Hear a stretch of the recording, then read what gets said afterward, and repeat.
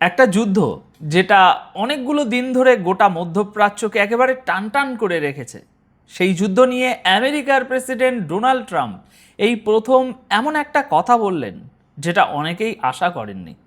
তিনি বলছেন ইরানের সঙ্গে এই যুদ্ধ খুব তাড়াতাড়ি শেষ হয়ে যাবে।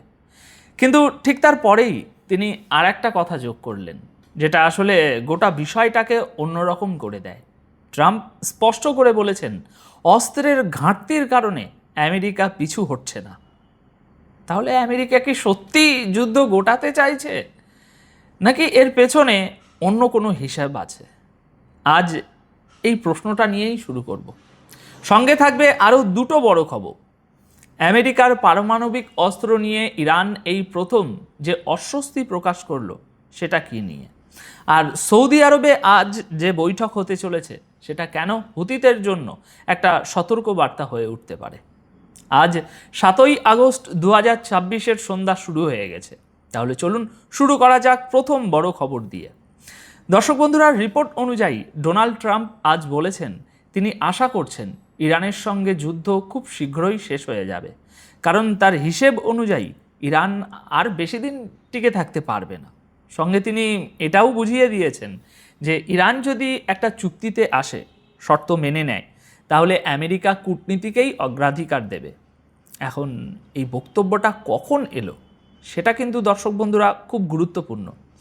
আজ 7ই আগস্ট দুপুরে এই কথা এমন এক সময়ে সামনে এসেছে যখন আমেরিকা, ইরান আর ওমানের মধ্যে হরমুজ প্রণালী খুলে দেওয়া নিয়ে একটা সাময়িক সমঝোতার আলোচনা চলছে। অর্থাৎ আলোচনার টেবিল একেবারে এখনো ঠান্ডা হয়ে যায়নি, কিছু একটা চলছে। এবার আসা যাক সবচেয়ে কৌতূহলের জায়গায়। ট্রাম্পকে যখন আমেরিকার এই যে অস্ত্র ভাণ্ডার সেটা নিয়ে প্রশ্ন করা হলো, তিনি কি বললেন? তিনি বললেন আমেরিকার কাছে এমন কিছু অস্ত্র রয়েছে যার ভাণ্ডার প্রায় অসম্ভব রকম বেড়ে গেছে, এতটাই বেড়েছে যতটা কেউ কল্পনাও করবে না। কিন্তু ঠিক তার পরেই তিনি স্বীকার করলেন যে হ্যাঁ, কিছু অস্ত্রের সরবরাহে একটু টান পড়েছে। এই একটা বাক্যেই আসল কথাটা বেরিয়ে এসেছে। ট্রাম্প নিজেই মেনে নিচ্ছেন কিছু অস্ত্র কমেছে, কিন্তু তিনি বারবার বোঝাতে চাইছেন আমেরিকা যদি যুদ্ধ থামানোর কথা বলে থাকে তার কারণ অস্ত্রের অভাব নয়। আর এখানে একটা বিষয় আমাদের একটু বোঝা দরকার। দেখুন, বিশেষজ্ঞরাও মনে করেন আমেরিকার হাতে এত পরিমাণ অস্ত্র আছে এখনও যে ইরানের মতো আরও একটা দেশের সঙ্গে সে বেশ কিছু সময় ধরে যুদ্ধ চালিয়ে যেতে পারবে। এটাই বাস্তব। তাহলে প্রশ্নটা অস্ত্রের নয়, প্রশ্নটা উদ্দেশ্যের।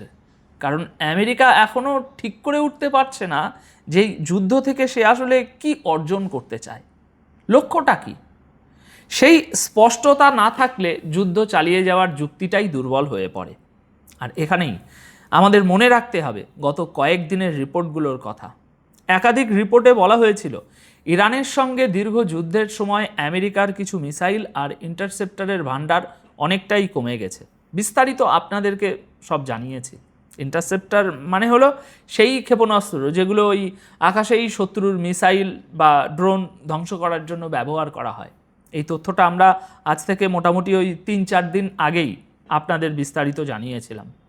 কিন্তু ডোনাল্ড ট্রাম্প এখন খোলাখুলি বলছেন যুদ্ধ চালিয়ে যাওয়ার পূর্ণ ক্ষমতা আমেরিকার আছে, দরকার পড়লে সে লড়তেও পারে।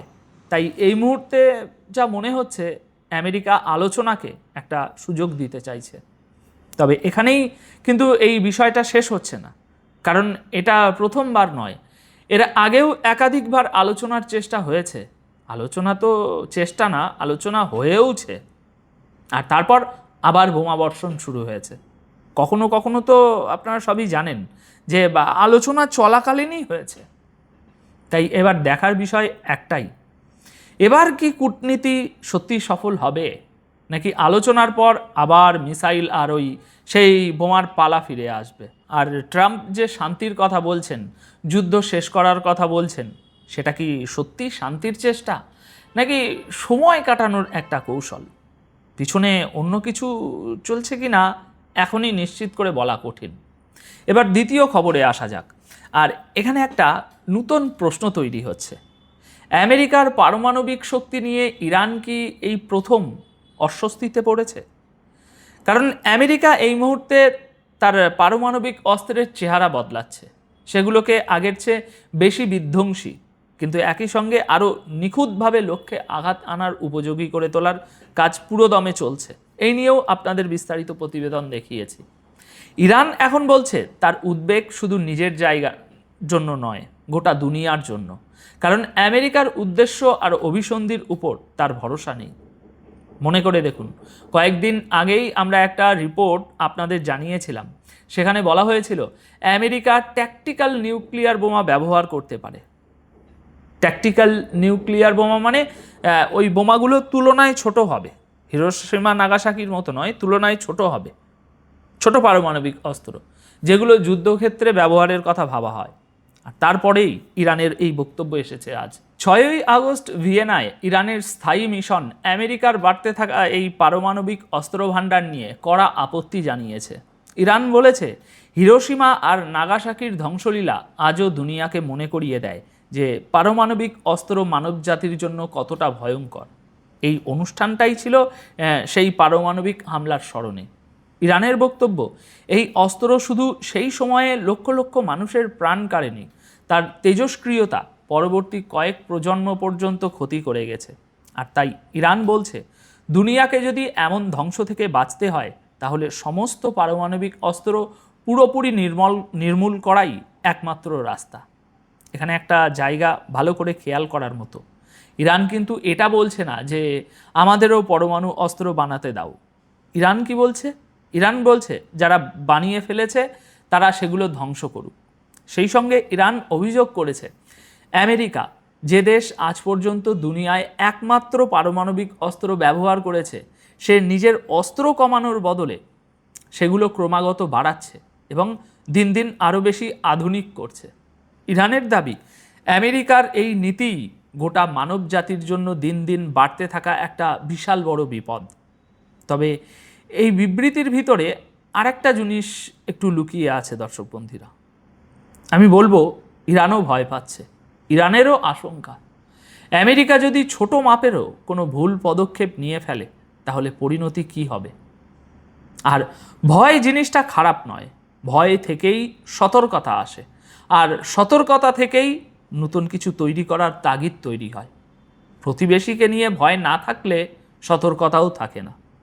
চলুন এবার তৃতীয় খবরে যাই। একটা বৈঠক কি হুতিদের জন্য বিপদের ঘণ্টা হয়ে উঠতে পারে? শুনতে এটা একেবারে সাধারণ একটা বৈঠক মনে হয়, কিন্তু এর ফলাফল আগামী দিনে গোটা অঞ্চলে দেখা যেতে পারে। কারণ পশ্চিম এশিয়ায় এদিক ওদিক থেকে লাগাতার হামলার যে ধারা চলছে সেটা এখন অনেকটাই দীর্ঘ হয়ে গেছে, আর এখন সেটাকে কোনোভাবে নিয়ন্ত্রণে আনার চেষ্টা শুরু হয়েছে বলে মনে হচ্ছে। পাকিস্তানের প্রধানমন্ত্রী শাহবাজ শরীফ এবং সেনাপ্রধান আসিফ মুনির সৌদি আরবে পৌঁছে গেছেন। এই খবর আমি দুদিন আগেই আপনাদের দিয়েছি। প্রথমে তারা ওমরাহ করতে গিয়েছিলেন, তারপর গেছেন এমবিএসের সঙ্গে দেখা করতে। এই মুহূর্তে তারা হোটেলে রয়েছেন আর আজ জুমার নামাজ পড়বেন। তারপর তাদের বৈঠক হবে সৌদি আরবের ক্রাউন প্রিন্স মোহাম্মদ বিন সালমানের সঙ্গে। আর সেখানেই থাকছেন কে জানেন? তুরস্কের প্রেসিডেন্ট রজেব তাইয়িপ এরদোয়ান, যিনি নিজেও সৌদি আরবে ইতিমধ্যে পৌঁছে গেছেন। এটা তার একটা বিশেষ সফর, অর্থাৎ এক টেবিলে তিনটে দেশ, এই রকম একটা সময়।